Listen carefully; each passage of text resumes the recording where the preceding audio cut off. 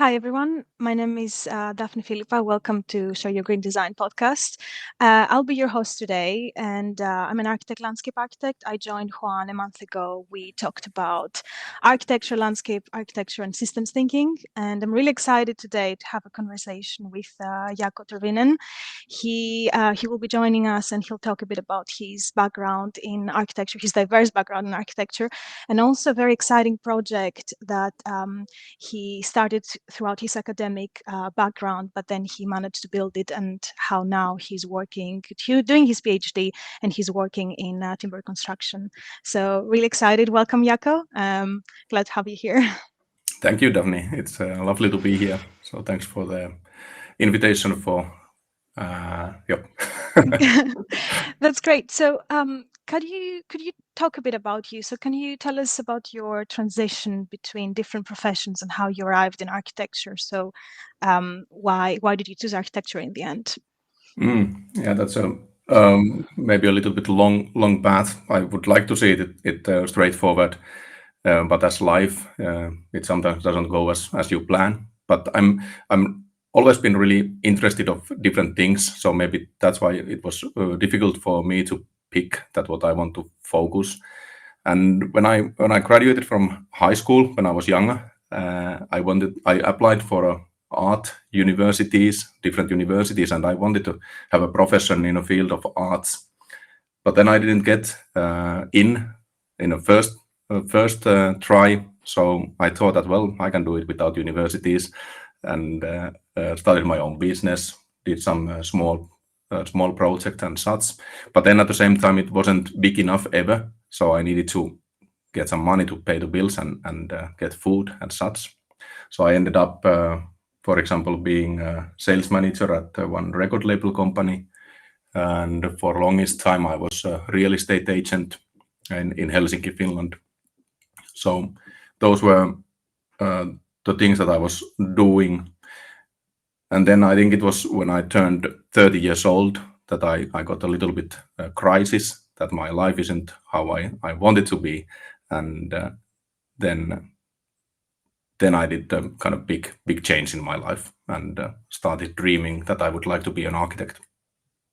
And your environment, I suppose, influenced you as well to kind of think about architecture. Was there an issue that you wanted to solve, or you chose architecture because of kind of your love, for kind of nature, for building, inhabiting spaces, or did you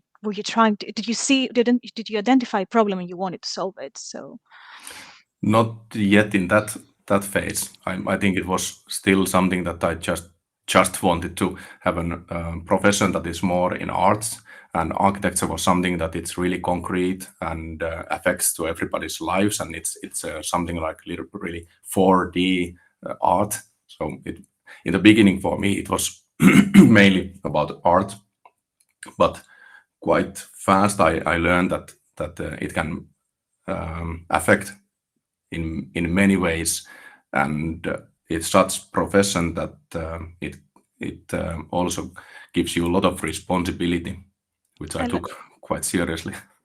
I love that you're saying that, because in my work I have this artistic expression, but then it's all about the impact and how it's in the end, responsibility.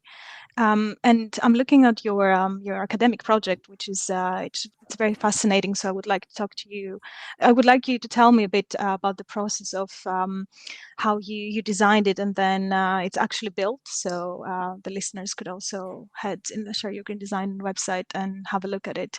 But yeah, it's very exciting. So please tell me about it. It's Piku Finland, I think, meaning Yes. Little Finland. Yes, Little Finlandia, Piku Finlandia in Finnish.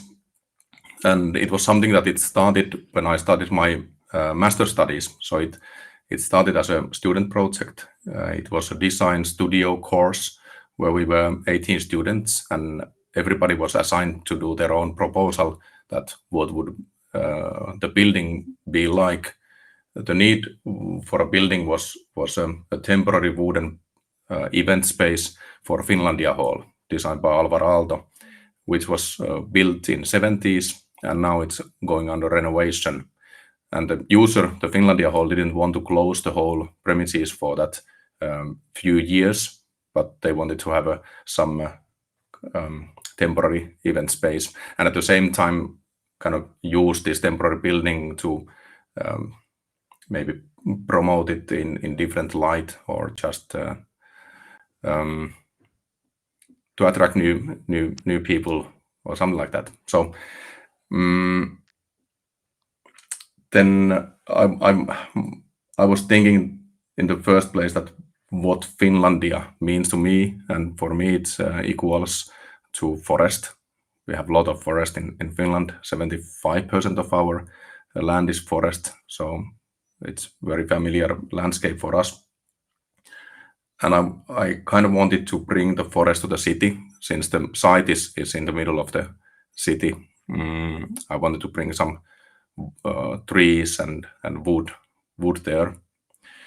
So in the during that studio, that my design was chosen to be continued in a group of students. So I got a few students with me, Elli Vendelin, Havu Järvelä, and Stine Pedersen, to continue with that design. And it was then afterwards chosen to be actually realized. So that was kind of half a year process. I mean, that's great that they addressed, the kind of addressed this to the university, actually. So they involved students on. We had something similar. So I studied in Germany, and there were some student projects as well within the timber construction chair that were realizing a pavilion. So it's really exciting to see that you've been involved in that process. And you talked a bit about the sense of forest. So I think this is you have a very special connection with it, and also living in Finland. And one of the distinct characteristics seeing your building are these natural form pine trees. So they're not industrialized processed timber. So it's kind of, they're in the raw form. You just cut the branches and you obviously treated them. But I would really like you to tell me why you chose the form. So why didn't you, go for a more industrialized timber? And what I like seeing this from a landscape point of view is that because I read you walked into the forest, you chose the pine trees yourself, so there's a very poetic connection with the forest and yourself, and this contextualizes your building actually to the specific location. So please tell me how do you come up with this? In the beginning, just to create a forest, I wanted to use trees as they are. Maybe in first sketches, I wasn't sure yet that do I want to use natural trees with branches intact, or do we create them from engineered wooden products like glulam. But then it felt like ridiculous that I would choose some wood and trying to compose them again to look like a tree, which is actually done quite many times in architecture. It's dishonest sometimes, isn't it? So yeah, exactly. So that's where it kind of started to evolve, the idea that why are we actually even cutting them to planks, sawn timber, and then glue them back? Like, why don't we use them as they were used in history? Like, that's one of the oldest building material that we have used for constructing buildings. So that was one thing, just use as they are, and using the nature's own engineering in best way. So and for me, like, there is several different forests, but for me the pine forest with the long views along the trees, that's my favorite forest. So maybe that's why that affected a lot in this. When I placed all the trees in that building, I was thinking about kind of different views that I get along the trees. And then there were some other things that I was thinking about, remembering from history of architecture lectures, for example, like how the arcades were resembling how the trees with the branches are creating these hallways and such. So I was thinking that, well, that would be funny to do with the real trees again and kind of close the loop in that mean. Or then how in urban design, the colonnades, they are thought to be edge of a forest. where you can kind of safely be in that, still inside of a forest, but already present to that open area. And that kind of places I personally like.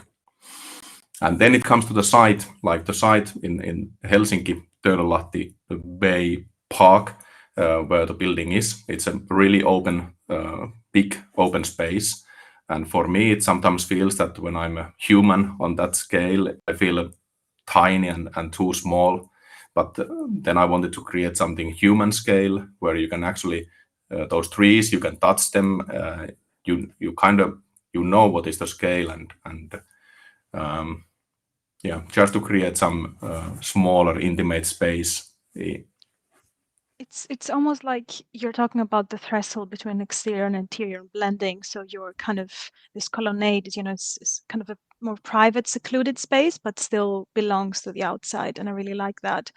And your building is also temporary, so you can basically deconstruct it, and I think you have also the joints very kind of visible in the construction, so you can deconstruct it and move it into another location. So if you talk to us about a bit about the more kind of technical aspect of this, but I also would like to know, I mean, we talked a bit about landscape before and contextualization.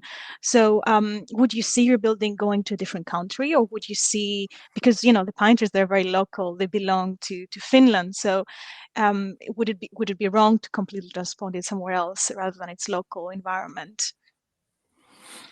I think it could travel anywhere. Then it would be just a piece of Finnish forest in a different place.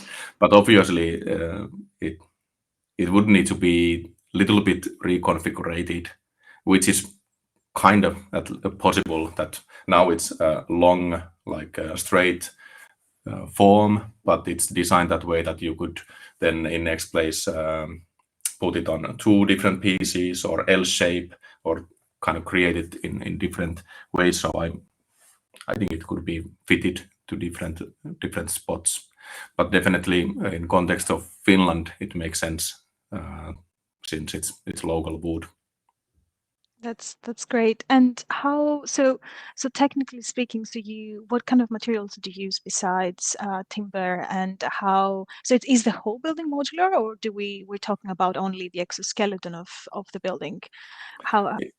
Yeah, it's totally modular, and it's I would say totally wooden. So the only thing that is not wooden is the foundation, which is steel piles, and then there is steel beams. But in top of that, there is wooden modules, wooden floor element. Then there is CLT walls, which are also taking the shear forces, and wooden roof elements, and then those trees as columns, which are also load bearing if somebody is still thinking that they do something structural. But when the contractor was chosen to actually implement this building, they kind of brought the idea of using modules. We were, as students, all the time thinking that it would be made from huge elements and build totally on site. Still, in that mean that it could be disassembled and then moved to next place. But of course, it makes kind of sense to make it from modules. So when it's disassembled and transported to the next place, you don't need to disassemble it to small pieces, which are quite big anyway. So it's made from 34 huge modules. One module is 4 meters times 20 meters. So it's like a big truckload. Quite big. And how did you deal with factory precision? So you have this very natural looking, obviously load-bearing columns, right? And then did you have to make almost, individual custom-made joints? And I've seen your work that you're involved. I mean, we could talk about it later, but you're involved also in kind of scanning. I think you scanned the trees, 3D scanned the trees, and then you took them back into the computer. And I love this because in my work, I also I make physical models, and then I scan them to kind of continue the simulation. So how did you deal with that factory precision and the unprocessed form of the trees? Yeah. Well, during when we were designing this and drawing all the construction documents, we were implementing a test project at the university, at Aalto University, with a wood program where we always build something 1-to-1 scale. It's and we tested the whole process from forest to like construction element with a pavilion with 2 trees. So while we were designing this little Finlandia with 95 trees, we were doing a test project with 2 trees. And on that point, we were also thinking that it's necessary to know the whole geometry of the tree for the construction. And we 3D scanned them and created nice joinery with dovetail and such, and that was CNC milled to the end of the trunk and then installed. But what we learned during that process was that it's not necessary to know the actual geometry. It's not. Oh wow. No, you need to know those points which are connecting to next elements. That's kind of the minimum. That's it. Mm-hmm. And then of course you would need to know that how the loads are transferring from that point to the next point. So if it's a straight trunk, then it's necessary to know the diameter, but not too much like what is the shape of the surface of the trunk. Like that's not affecting too much to the structure. So in Piku Finlandia project, we didn't 3D scan them, and it was 95 trees. So it was actually contractor who said that no, we are not going to do that.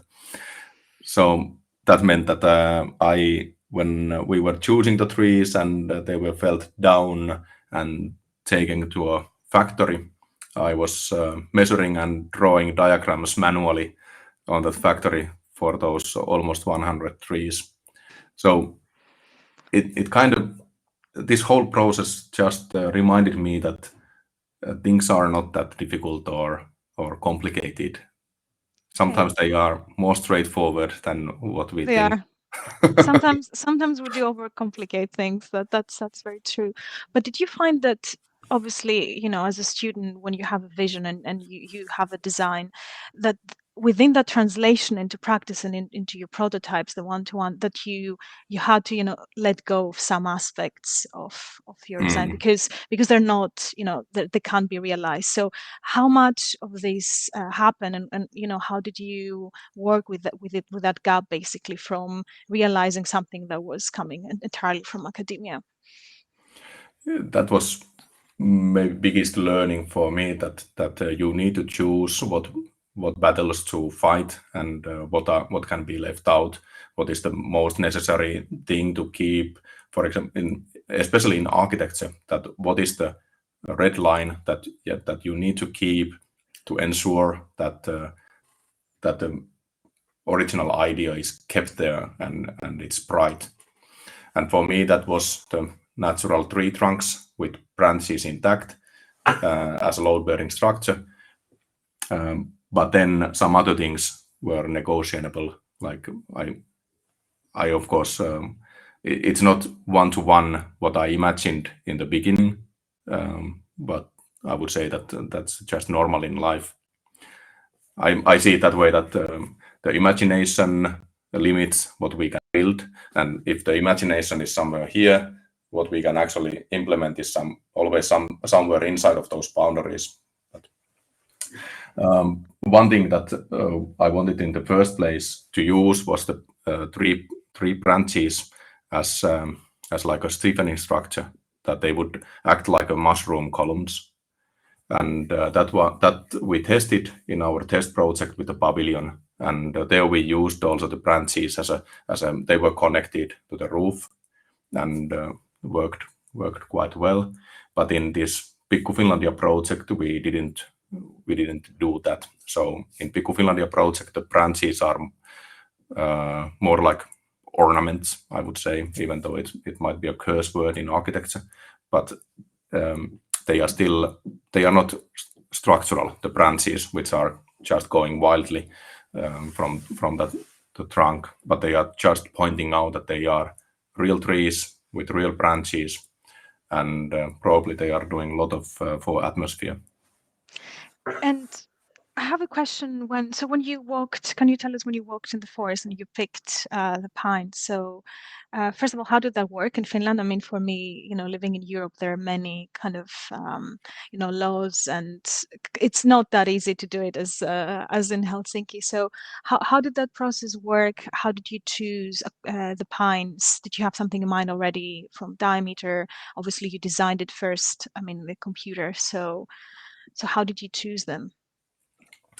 Yeah, we went to two forests quite nearby in Helsinki, 1 hour drive, and it was close by to the factory that was then kind of manufacturing those, even though the processing was minimal, but there needed to be something done anyway.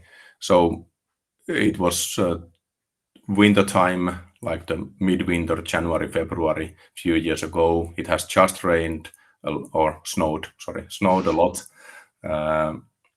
I would say like half a meter or something like that. So we were really in the snow when we were walking there, and in my mind, it was always about the big branches.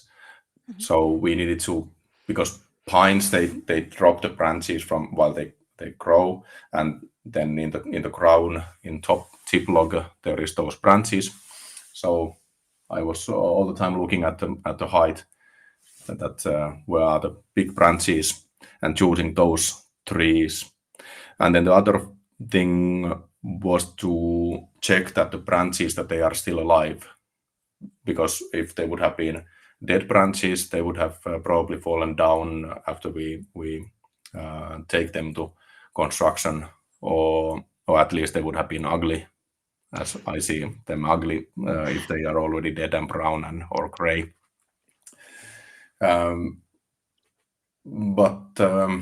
then the structural engineer had defined that what are the diameters of the trees for different places in that building. So there are 3 or 4, if I recall correctly, different diameter trees depending on how much load they are taking.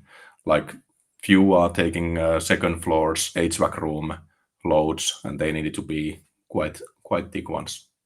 And did you have to sort some kind of certificates for the trees, and how easy was the bureaucratic process around this, for the trees basically acting as columns and kind of health and safety, and sort of also just the steps relating to the construction, really? Luckily, we found out that in Eurocode there is a structural strength class for pine and spruce already, so there was no need for additional improvement for those. So we could use them as a sawn timber, kind of. That's helpful. It's really helpful. The class is quite low, like it's nowadays C24, which is sawn timber. It used to be in few years ago, like earlier Eurocode, if I read correctly, it used to be C30, which is like same than glulam. But I don't know why it is nowadays C24. There might be few reasons for that. But that was the kind of thing that it made it quite easy and straightforward. And as quite many building processes, we were also in a hurry, so there wasn't too much time. So that straightforwardness with code helped us a lot. And regarding of fire safety, we didn't need to treat them with any fire retardant, and there is no sprinklers in that building. It was calculated by the thickness of the wood. So the trunks are such big ones that if there is a fire, they will start charring, and then the charring process is something that we can calculate, and it was calculated that way that it can stand at least 60 minutes after the fire starts. So enough time to finish the cocktail and run out. And is there any maintenance involved right now in the building, or do you have to go on site for anything, or is it really there's nothing needed basically for it to? Currently, we are monitoring that how much they crack, like the trees that obviously they crack while they dry, and it's a natural living material, so it expands. Yeah, exactly. But that's mainly all that needs to be done. That just checking out that everything is good, and it seems to be. What I have been personally doing, taking photos of those columns, that how do they age. That's beautiful. Yeah, like some of the trees which are in the corners of the building at the exterior, they are already like pale, not gray, but almost like white, and then some are still golden, shiny, orange, and of course interior trees, they are more still orange color. But still, the color has changed quite a lot in these 2-3 years when it was built. That's very beautiful, almost to see how time passes and how different columns, they react to the weather. Same goes for stone, I suppose. Like timber and stone, they age beautifully.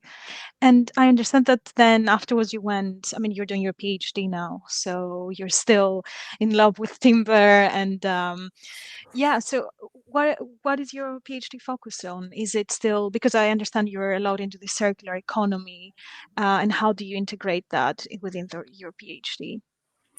Yeah, the PhD is, for me at least, straight continuation from that project. Since if we would like to use such trees as normal elements, even though it was straightforward to use them in Piku Finlandia, maybe there is still something that doesn't allow them to be used in like bigger scale construction or something else in wood value chain that kind of doesn't recognize that material. So my PhD is about how finding out that how could we use wider selection of wood material that we anyway get from annual fellings, because currently it's quite low amount that we use for sawn timber or then to glulam and CLT and other engineered wood products, which then end up to construction. So do you find they prefer using, right now at least, they prefer using CLT and glulam over kind of naturally formed timber pieces? I think it's easier currently to use CLT or glulam, which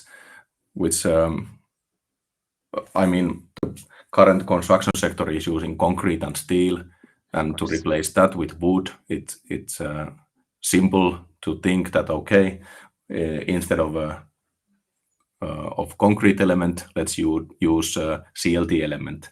So it kind of for me it feels like a transition from one material to other material, and kind of at the same time forcing or creating from that material some copy of that earlier material. But addition to those engineered wood, I would like to use at the same time some natural shaped wood. So in my mind it's a combination. So I'm not trying to kind of change the whole industry in that mean, but to add some different wood sources also for the construction. Which are being neglected, as I understand, right? Because these pieces are not used and they're just becoming scrap wood out of kind of the post-processing of other industrialized timber. Exactly, and that's the case. I call them misfit wood, like I like that. Yeah, they are sometimes a little bit curvy or cranky, twisted, too much branches, split. They have some defects, maybe color change, but neither of those are like I see them as a valuable material. But currently, I see that wood construction sector doesn't recognize them at all. And it would be beautiful to take them into the buildings also.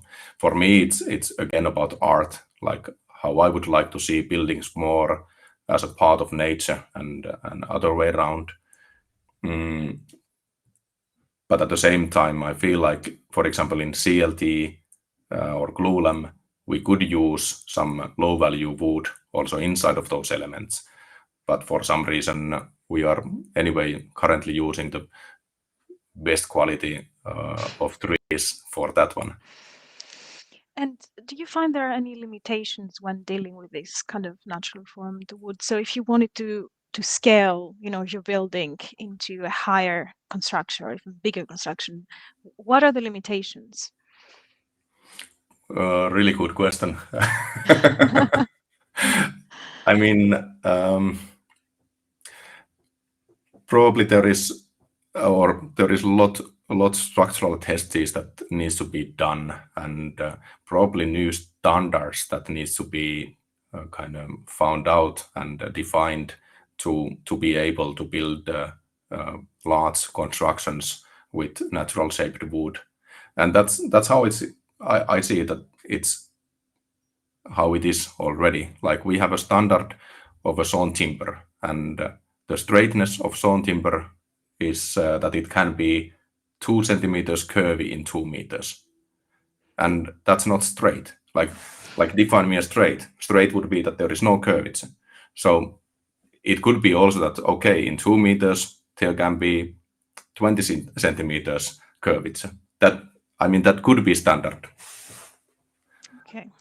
I'm not sure if I explained my well, but I think that's a really good answer, and I would like to know. So, what are you working on right now? So, is it something again between research and going back into prototyping and building, or what's your main project within? In my PhD, it's also about doing prototypes and testing them and building. I really like to do the things concretely, that hands-on style. And among the PhD, I'm with my own office, I'm doing a small project where I again implement those natural shaped trees as load-bearing columns, and I think this time I try to push it a little bit further, that not to use only like straight timber pieces as we used in Piku Finlandia, but to use also some curvy pieces and some kind of pieces that has a split stem and such. But I feel it that way, that it's good to have a foot in academia and foot in practice, kind of somehow trying to combine those sometimes separate worlds together and have an impact on both sides. I couldn't agree more. And also, I don't know if you agree, but for me, having almost this this tangible material aspect into a project really changes the way we think about design. And I found when I was doing my models, they really changed. Then I went back into the computer, it completely changed the way I approached the project. So I think for you is probably similar with your prototypes. Then do you take them back into the computer actually? So do you use kind of, I don't know, additive manufacturing, 3D printing of joints to kind of fit with those elements, or what's your methodology generally when you're Yeah, currently I have been doing that way, that I have physical wood elements or the trunks, like curvy trunks there, and I have been 3D scanning them and then crafting them, and again 3D scanning and going back and forth. What I don't like in 3D is that they don't have the mass and they don't have the boundaries, so it's sometimes difficult to work with 3D in that scale, at least. When I'm currently trying to combine different curvy elements together and to understand the limits. Sometimes it's easier to just take them physically and wrestle with them. That's how it feels like. So there is a nice reciprocal relation between the analog and the digital. So sometimes the Yes. analog is more useful, whereas sometimes the digital, obviously, with the simulation and accuracy, helps you progress your design more. Exactly. It's great. And I suppose, do you have, what would you like to say to professionals listening to you, both to young professionals that, I mean, like myself and others that, they work between practice and research, but also to senior architects that, they if we can be a bit more provocative here to the audience.